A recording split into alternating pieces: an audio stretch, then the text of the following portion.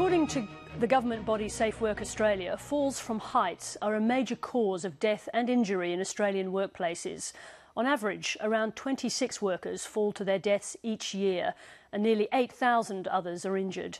Those who work in the sector say they need tougher regulations and enforcement by state workplace authorities.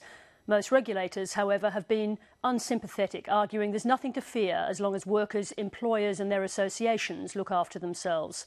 Critics say self-regulation is failing. Greg Hoy reports.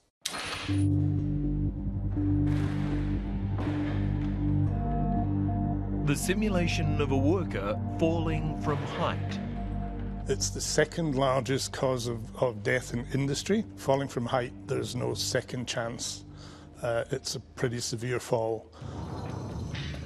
From maintenance and cleaning workers hanging from ropes to tradesmen balancing on ladders or working on high roofs, 800,000 Australians work at heights. Many say regulators aren't enforcing safety standards. Gordon Cadzow is secretary of the Working at Heights Association. There has to be a policeman, and the policeman has to enforce the law. I've been close to fatalities in the past, and I don't want to get close to them again. These tests are run by the industry to measure the results of poor safety procedures or equipment. In 2011, 45-year-old West Australian builder Bernard Wills was on his first day on a new job, a high shed under construction near Esperance, when he fell through a skylight to his death. The failure to do these safety measures resulted in his death, and that's why he's not here today. Late last year, Bernard Wills' employer was fined for not following safety procedures. His death, however, could have been avoided, the family says, if safety standards were strictly policed by regulators. There's enough knowledgeable and experienced people from the regulators right down that can look at these problems with the working at height risks and reduce the probability that someone who was so inexperienced would find themselves on that roof to risk their life. It's pointless having regulations unless they're policed, and the policing just simply isn't happening at the moment. Lives quite literally on the line. It's enough to make you afraid of heights.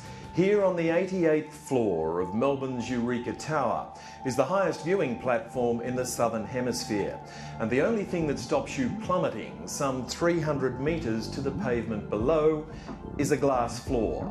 To overcome that sense of vertigo, you like to think that the strength of this glass has been double-checked not only by someone highly qualified but under strict regulations. The same is true for the many who must dangle from ropes at such heights. These are the ropes and anchors these workers' lives depend on. There is a certification system to ensure their safety, but it is hopelessly unreliable and unregulated. You can't trust anything. I just tell them it's basically the Wild West out there. Clive Austin's team was hired to work on a high-rise building in Melbourne. They found its abseiling anchors, those certified, were woefully faulty and asked they be replaced. Instead, Clive's company was replaced, so he reported this to the regulator. But because the replacement team hadn't yet started, it did nothing. We reported that to WorkSafe, and they declined to. They said they wouldn't investigate because it didn't constitute a building site. Is that good enough? This wasn't a workplace, so we don't have an essence in law to go in there and send in inspectors and try and enforce this particular instance. Doesn't mean I don't come back here to my techniques. 6 workers doing heavy maintenance on one site. If that's not a work site, what is? We have limited resources. We have to apply those resources where we are best fit. It's a ticking time bomb. There's a lot of bad anchor installations out there, and ultimately we are going to have bodies on the footpath. High-rise window cleaner Gren Hinton worries for his colleagues' safety.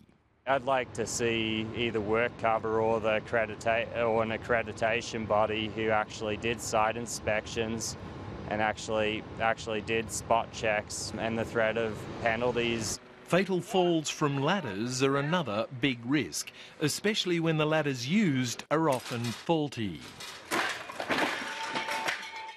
Plumber Keith Dickman was working up a ladder on a construction site in Melbourne when he fell and died. In 2012, the Victorian Coroner's Court found the defective ladder and unsafe work practices contributed to Dickman's death. If he had a correct ladder, that wouldn't have happened. He'd still be here. Keith's friend and fellow plumber Gary Roberts accompanied Keith Dickman's widow to the inquest. His wife died approximately 3 weeks after the handing down of the coroner's report. And she didn't die of an illness, she died of a heartbreak. Excuse me. Because he was her rock. When we looked at the ladders, over 90% of ladders inspected were not to Australian standards. We've taken this data to the regulator and asked him to treat this as a serious matter. And what's been the response? Has he? Well, we've had a hearing from the regulator, but the response has been disappointing. State workplace regulators, whose job it is to provide workers insurance, police safety on work sites and issue penalties, are resisting calls to step up policing of the working at height sector, preferring instead self-regulation. It's just that we're not ready to race out there in the industry and put out an alert or a bulletin saying, you know, this is a major risk you need to focus on, because there are a lot of risks out there in the construction industry we want them to focus on.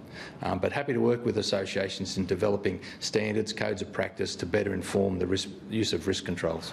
Any day now, WorkSafe could show up at your workplace.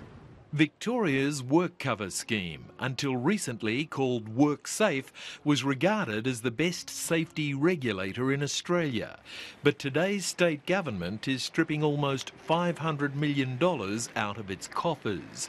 The leading Australian businessman and former chairman of WorkSafe Victoria, James Mckenzie, is one of those who is angry. It's not a magic pudding fund, Greg. It's if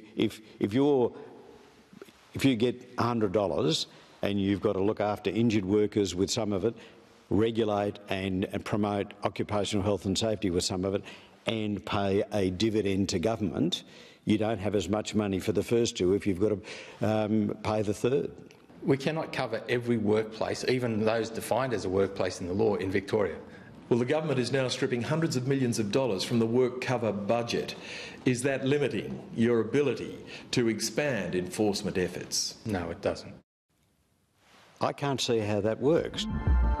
The concern is there will be even less regulation in the future. There'll be other families that will be going through the same experience that we have.